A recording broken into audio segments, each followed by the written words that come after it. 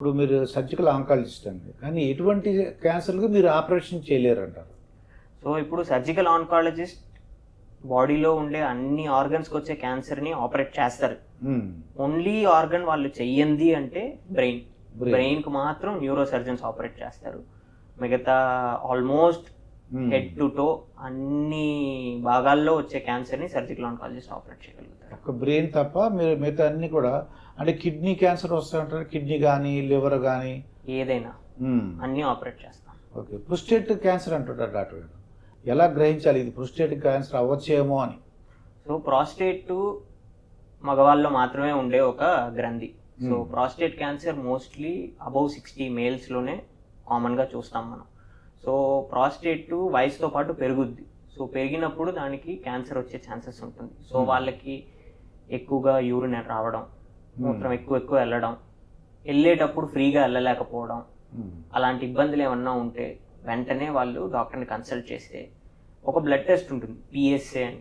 ఆ PSA blood test చేసి ఆ బ్లడ్ టెస్ట్లో కూడా కొంచెం హైగా ఉండడం అది అయితే వెంటనే మనం స్కాన్ చేసి చూడాల్సి వచ్చింది. స్కాన్ బయోప్సీ చేస్తే ప్రాస్టేట్ క్యాన్సర్ ఉంటే మనం ఎర్లీగా పికప్ చేయడం జరుగుతుంది.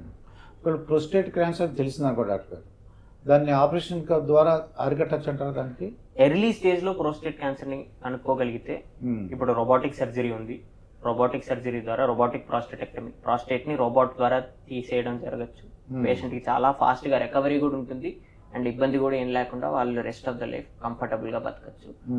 అలాంటి ప్రాస్టేట్ క్యాన్సర్ అడ్వాన్స్ స్టేజ్ అయితే మనం క్యూర్ చేయలేమా అంటే అలాంటిది కాదు. ప్రాస్టేట్ క్యాన్సర్ ఎంత అడ్వాన్స్డ్ అయినా కానీ మనం దానికి తగిన మందులు మాత్రలు పెట్టి పేషెంట్కి మంచి క్వాలిటీ ఆఫ్ లైఫ్ ఇవ్వచ్చు. మిగతా క్యాన్సర్ లాగా లాస్ట్ స్టేజ్కి వచ్చేసింది ఇంకేమీ చేయలేము అన్నట్టు ప్రాస్టేట్ క్యాన్సర్ కాదు. ప్రాస్టేట్ క్యాన్సర్ చాలా అడ్వాన్స్డ్ అయినా కానీ మనం దానికి ట్రీట్మెంట్ ఇప్పట్లో ఉంది. చాలా మంది పూర్వం అంటే క్యాన్సర్ అని తెలిసిన అనుకుంటే ఇంకా చనిపోవటమే అని అనుకునేవారు. ఇప్పుడు ప్రతి క్యాన్సర్కి మనం నయం చేయొచ్చు ఆపరేషన్ ద్వారానో మందుల ద్వారా అనిపిస్తున్నాను. అది నిజమేనంటారా డాక్టర్ గారు?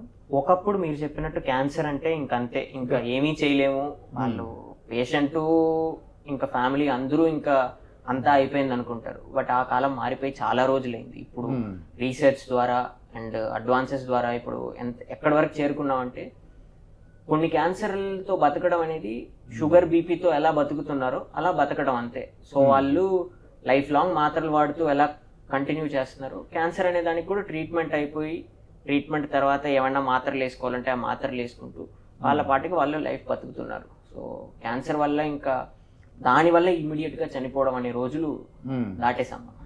ఒకవేళ ప్రోస్టేట్ క్యాన్సర్ వచ్చిన వాళ్ళు మ్యారేజ్ చేసుకోవచ్చా, మ్యారేజ్ చేసుకోకూడదు? ఒకవేళ వస్తే జనరల్గా రాదేమో అనుకున్నాను, ఎందుకంటే అబౌవ్ 50 years అనుకున్నాను. యంగ్ ఏజ్ లో వాళ్ళకి ప్రాస్టేట్ క్యాన్సర్ మనం జనరల్లీ చూడం.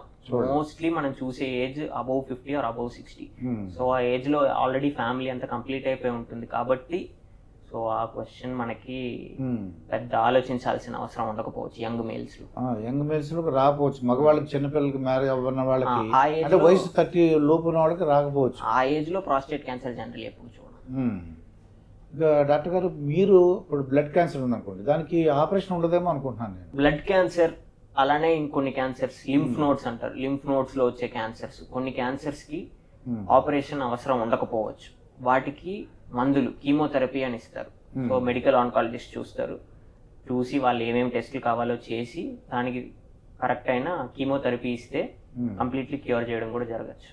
ఓకే, ఇప్పుడు పూర్వం ఇంత క్యాన్సర్ ఏదో ఒకటో రెండో ఒకటో ఇద్దరికి వచ్చేదండి, ఎక్కువ మంది అయిపోయినట్టు అనిపిస్తుంది. ఎక్కడ చూసినా క్యాన్సర్ పేషెంట్లు ఎక్కువైపోయారండి. అంటే ఎందువల్ల అంటారు కారణం? ఒకటి, ముందు కాలంలో లైఫ్ స్టైల్ చాలా డిఫరెంట్గా ఉండేది. మనం ఇంత పొల్యూషన్ ఉండేది కాదు, ప్లస్ వాటర్ చాలా క్లీన్గా ఉండేది, అండ్ మనకి స్మోకింగ్ ఆల్కహాల్ అనేది ఇంత ఎక్కువ ఉండేది కాదు. అండ్ మనకు తెలియకుండా మనం డే టు డే ఫుడ్లో కానీ అన్నిట్లో మైక్రో ప్లాస్టిక్స్ కలిసిపోవడం అలాంటి వాటి వల్ల ఇప్పుడు క్యాన్సర్స్ కొంచెం ఎక్కువే వస్తున్నాయి. ఇప్పుడు చిన్నప్పుడు నీలేష్ గారు చిన్నప్పుడు ఏదో అది అంటే మార్నింగ్ బ్రేక్ఫాస్ట్ ఉండేది, మధ్యాహ్నం లంచ్, ఈవినింగ్ అంతా కూడా హోమ్లీ ఫుడ్ ఉండేది. ఇప్పుడు మనకి ఏవో కొన్ని యాప్లు వచ్చినాయి, ఏ టైంలో కాబట్టి ఆ టైంలో ప్యాకెట్ ఫుడ్స్ వస్తున్నాయండి. దాంట్లో రకరకాల కెమికల్స్ కూడా కలుపుతున్నారు. ఫుడ్ వలన కూడా క్యాన్సర్ అవడానికి అవకాశం ఉంటుందా? అదే చెప్తున్నాను కదండి, ఇప్పుడు ప్యాకేజింగ్ కూడా చాలా డిఫరెంట్. మనం హాట్ ఫుడ్ని ప్లాస్టిక్ కంటైనర్లో వేయడం వల్ల మనకు తెలియకుండా మైక్రో ప్లాస్టిక్స్ కలవడం జరుగుద్ది. వాటిని మనం కన్స్యూమ్ చేస్తాం మనం. అండ్ ఫుడ్ కలరింగ్ ఏజెంట్స్ వేస్తారు. సో ఫుడ్ కలరింగ్ ఏజెంట్స్ చాలా వరకు స్టమక్ క్యాన్సర్ కాజ్ చేయడం జరుగుద్ది. అలాగే ఎక్సెసివ్ స్పైసీ ఫుడ్, చాలా మసాలా ఉన్న ఫుడ్ తినడం వల్ల స్టమక్ కల్చర్స్ వచ్చి అది ఫర్దర్గా స్టమక్ క్యాన్సర్ అవ్వడం అలాంటి ఇబ్బందులు ఉన్నాయి. సో మనం ఫుడ్ కన్సంప్షన్ హ్యాబిట్స్ వల్ల కూడా చాలా క్యాన్సర్స్ ఎక్కువ అవడం జరుగుతుంది.